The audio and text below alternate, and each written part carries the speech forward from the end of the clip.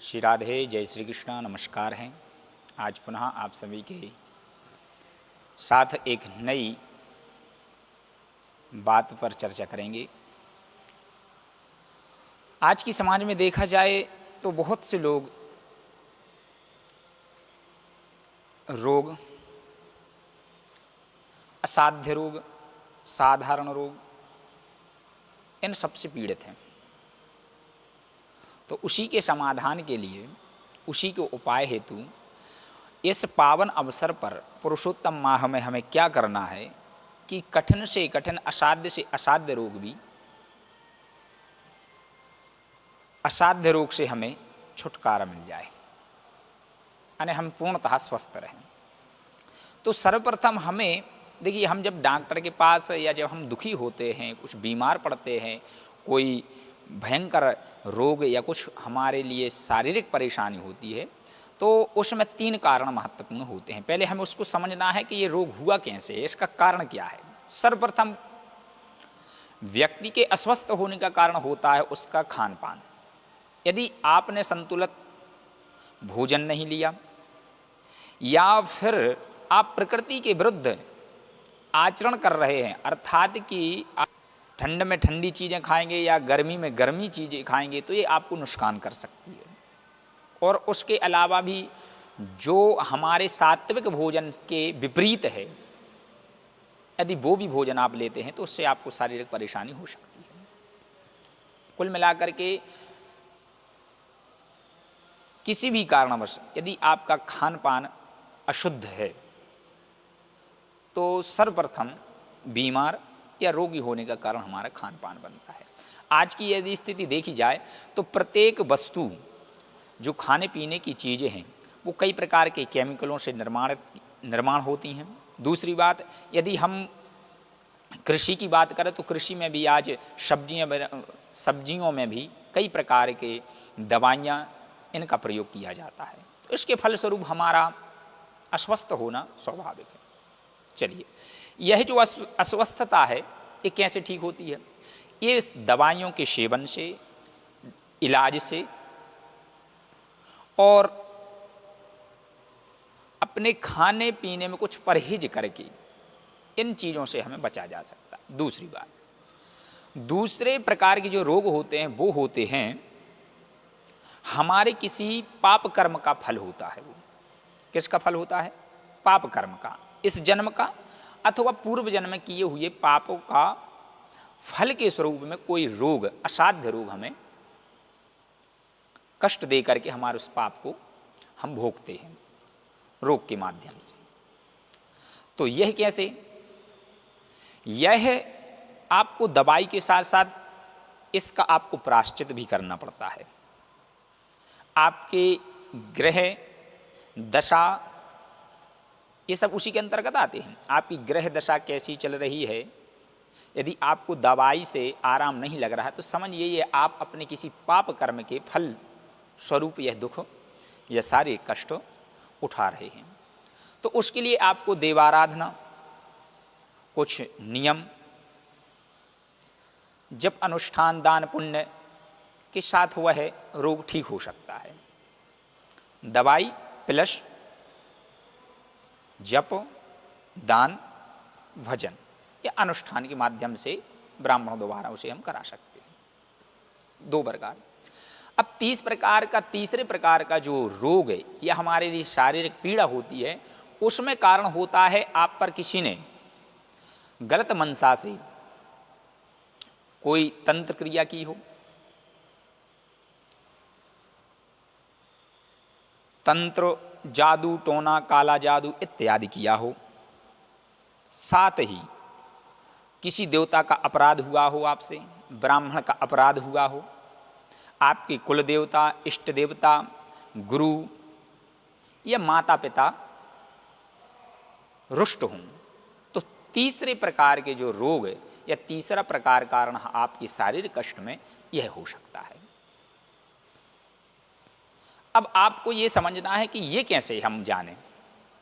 ये भी आप किसी ब्राह्मण से कुंडली दिखा करके, ज्योतिषी से ज्ञात कर सकते हैं कि यह जो रोग हुआ है वो उसमें किस चीज़ का कारण है। कोई ऊपरी बाधा से हुआ है, जादू टोना तंत्र क्रिया हुई है, या आपके पितर पीड़ित हैं, कोई आपसे सर्प दोष है, या किसी देवता का आपने अनादर किया है, आपके स्वयं के कुल देवी देवता माता पिता असंतुष्ट हैं, इस कारण हमारे यहाँ परेशानियाँ आती हैं। तो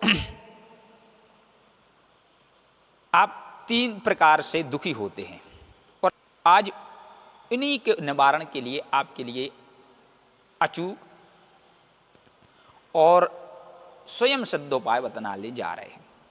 देखिए, भगवान विष्णु नारायण में ही समस्तो संसार हरिरेव जगत जगदेव हरि, अर्थात ये संपूर्ण जगत ही भगवान हरि हैं और हरि ही पूरा जगत है।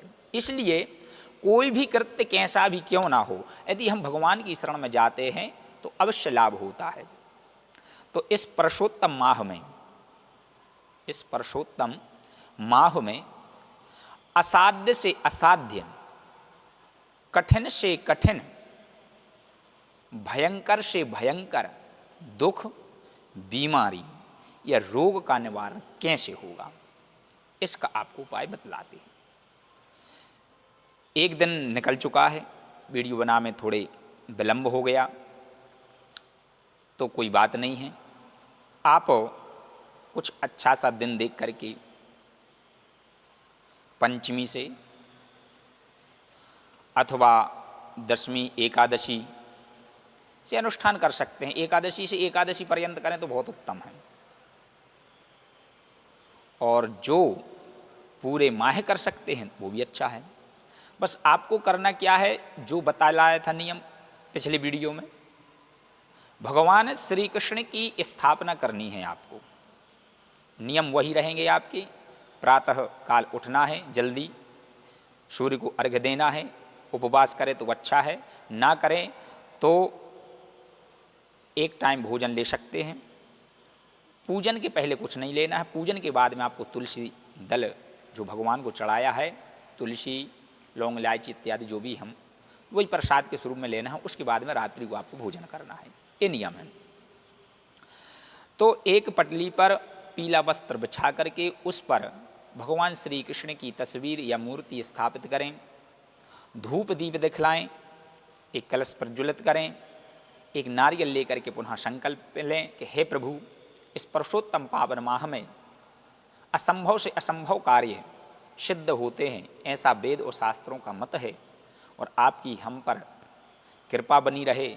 इसी साधना के साथ, इसी विश्वास के साथ हमारे शरीर में जो रोग व्याधि जिस भी कारणवश हो, उससे हमें मुक्त करें प्रभु। इस प्रकार की अपनी मंगल भावना कामना करते हुए भगवान के सामने उस नरियल की भेंट रखें संकल्प के साथ, एक सुपारी भी हो उसमें, और बस एक जो मंत्र बतलाने जा रहे हैं इसका आपको बड़ी सावधानी से और एक तन्मयता के साथ उसका जप करना है, और उनसे अपने शारीरिक रोगों की, ये स्वयं के लिए भी कर सकते हैं, दूसरों के लिए भी कर सकते हैं। अगर दूसरों के लिए कर रहे हैं तो कह सकते हैं हम अपने पुत्र, पति, पत्नी, जो भी जिसके लिए कर रहा है उसका नाम लेकर के उसके स्वस्थ हेतु हम यह कार्य करने जा रहे हैं। मंत्र जप क्या है? ओम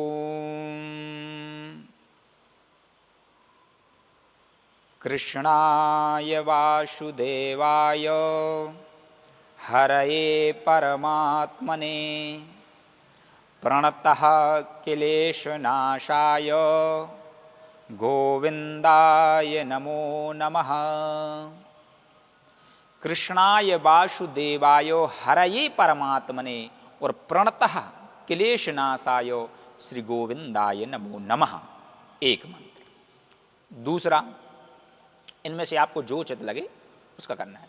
दूसरा मंत्र है ओम सच्चिदानंद रूपाय विश्वोत्पत्त्यादि हेतवे तापत्रय विनाशाय श्री कृष्णाय वयं नुमः।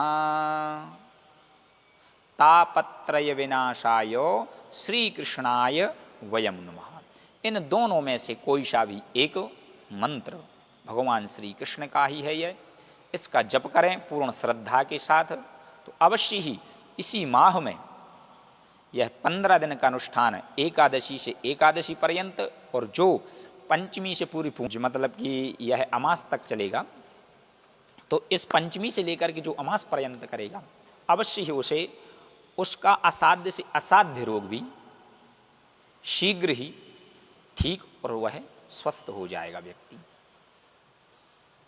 तो बहुत लोग परेशान होते हैं, बहुत सी दवा करा लेते हैं, जप अनुष्ठान भी कराते हैं, दान पुण्य भी कराते हैं, वो समझ नहीं पाते कि कौन सा रोग किस कारण से। तो आपको पहले बता दिया है, पहले तो यदि हम समझ जाएं कि यह रोग किस प्रकार का है तो वैसा उपाय करें।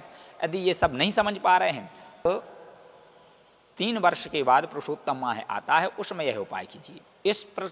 इस वर्ष का जो पुरुषोत्तम माह है ये अति से अति शुभदायक है। क्यों?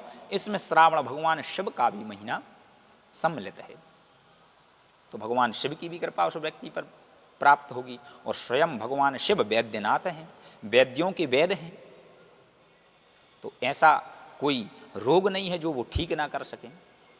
भव रोग जो सबसे बड़ा रोग है उसको भी करने में समर्थ है।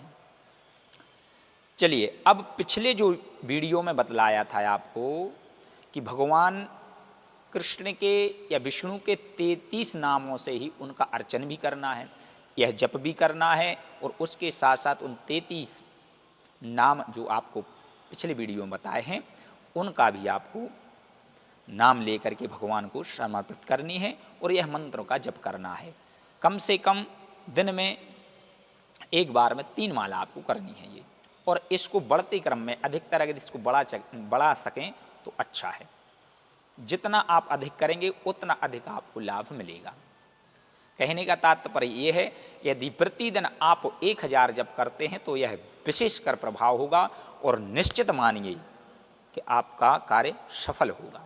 और यदि इतना नहीं कर सकते हैं तो अपनी सुविधा अनुसार इसको 2 क्रम में कर लें, 5 माला सुबह में करें और 5 माला शाम को करें, तो अवश्य लाभ निश्चित। आपको किसी डॉक्टर की किसी भी प्रकार की समस्या नहीं हो सकेगी। स्वस्थ रहें। आप सभी के लिए मेरी मंगल कामना। सर्वे भवन्तु सुखिनः, सर्वे सन्तु निरामया, सर्वे भद्राणि पश्यन्तु, मा कश्चित् दुःखभाग् भवेत्। ॐ कृष्णाय नमः।